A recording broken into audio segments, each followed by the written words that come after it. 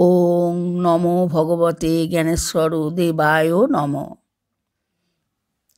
আজকের আলোচনা, শম্ভুনাথ ব্রহ্মানন্দের নেশায় বুঁদ হয়ে গেলেন।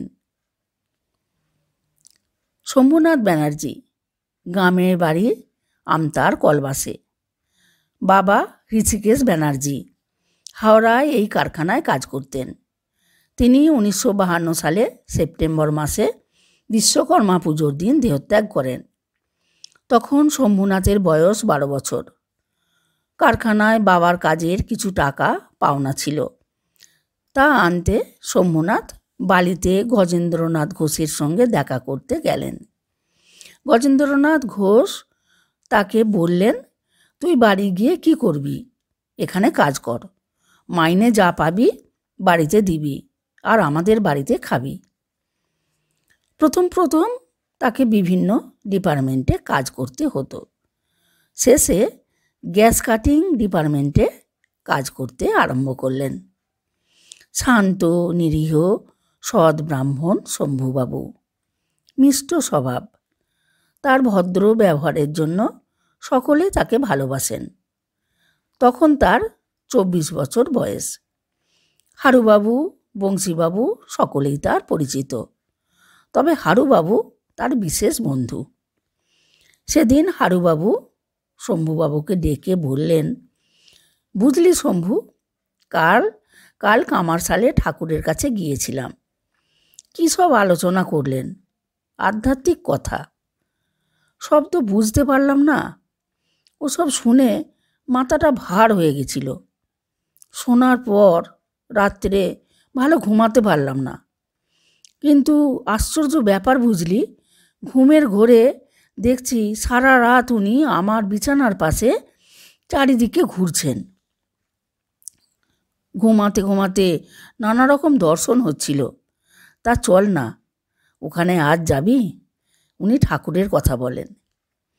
শম্ভুনাথ বললেন, ঠিক আছে, সন্ধ্যাবেলা যাব।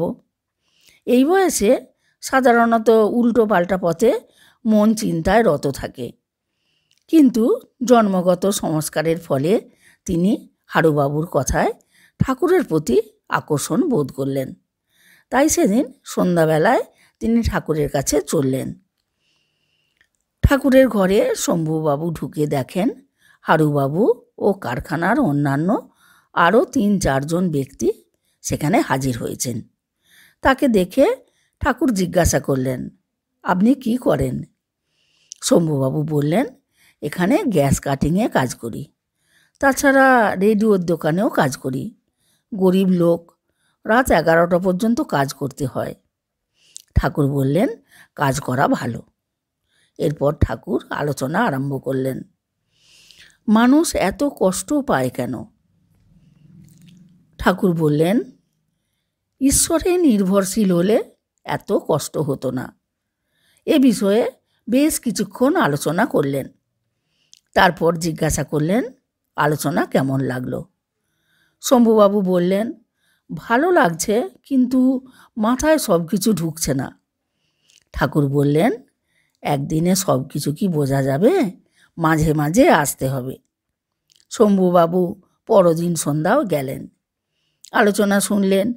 তার পরদিনও গেলেন, যেন নেশায় আসক্ত হয়ে গেছেন। সন্ধ্যায় রেডিওর দোকানে কাজ করা বন্ধ হয়ে গেল। ব্রহ্মানন্দের নেশায় বুঁদ হয়ে গেলেন। এইভাবে প্রতিদিন সন্ধ্যায় ঠাকুরের কাছে যাওয়া আরম্ভ করলেন। এখন ঠাকুরকে দেখে তার 12-13 বছর বয়সে অতীতের কথা মনে পড়ে গেল। সেই বয়সে শম্ভুনাথ নিজে ব্রাহ্মণ সন্তান হয়েও ব্রাহ্মণ সমাজের সকল ব্রাহ্মণকে দেখতেন আর ভাবতেন, এরা খুব লোভী। যদি কোনো দিন গুরুকরণ করতে হয়, তবে নির্লোভ কোনো ব্রাহ্মণকে গুরুপদে বরণ করব। এখন এই প্রকার সৎ নির্লোভ ঠাকুরের সান্নিধ্য পেয়ে তাকে গুরুরূপে লাভ করার সুপ্ত বাসনা তার মনে দানা বাঁধল। শেষে এমন হলো যে ঠাকুরকে একবার না দেখতে পেলে তার মন ছটফট করত। সকালে শম্ভুনাথ স্নান করতে যেতেন নরেন্দ্র মুখার্জি রোডে একটি স্বচ্ছ জলের পুকুরে। সেখান থেকে ভিজে গামছা পরে 4-5 মিনিটের পথ হেঁটে এসে ঠাকুরকে দর্শন ও প্রণাম করে প্রসাদ খেয়ে ঘরে ঢুকতেন। ঠাকুরের প্রসাদ হতো রুটি তরকারি। এটি তার দৈনন্দিন অভ্যাসে পরিণত হয়েছিল। আর ছুটির দিনে মোটামুটি সারা দিন ঠাকুরের ঘরে ঈশ্বর আলোচনা চলত। কেবল খাওয়ার সময় সকলে ঘরে যেতেন। আবার শীতকালে কখনো কখনো ঠাকুরের ঘরেই রান্না হতো, খাওয়া হতো আর আলোচনা চলত রাত পর্যন্ত। একদিন রাত 12টা-1টা হয়ে যেত। দিনের বেলায় দূর দূর থেকেও লোক আসতো।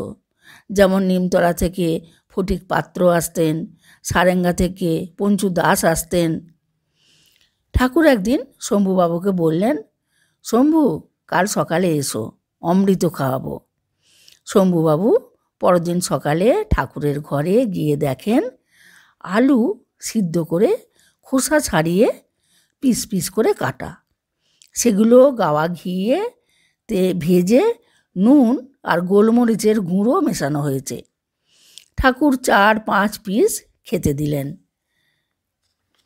শম্ভুবাবু বললেন, সত্যই অমৃত। এখন শম্ভুবাবুর বয়স 75 প্রায়, সাল 2015। সেই কথা মনে করে শম্ভুবাবু বললেন, এমন খাবারের স্বাদ কোনো দিন পাইনি, আজও মুখে লেগে আছে।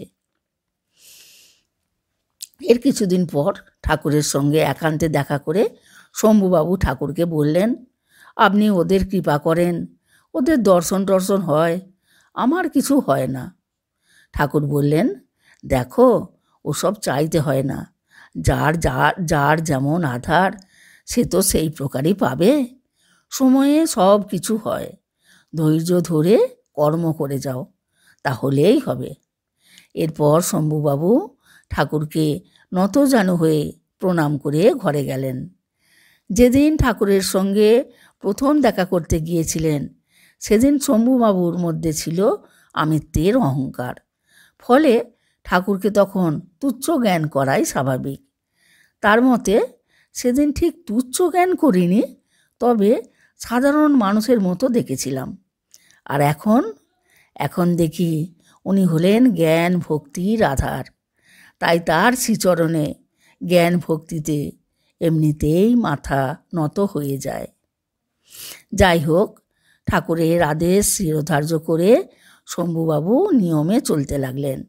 ঈশ্বর ভজন পূজনে আরও গভীরভাবে মনোনিবেশ করলেন। আজকের আলোচিত অংশটি শ্রী শ্রী ঠাকুরের লীলা কথা বালী পর্বের প্রথম খণ্ড থেকে আলোচনা করা হলো।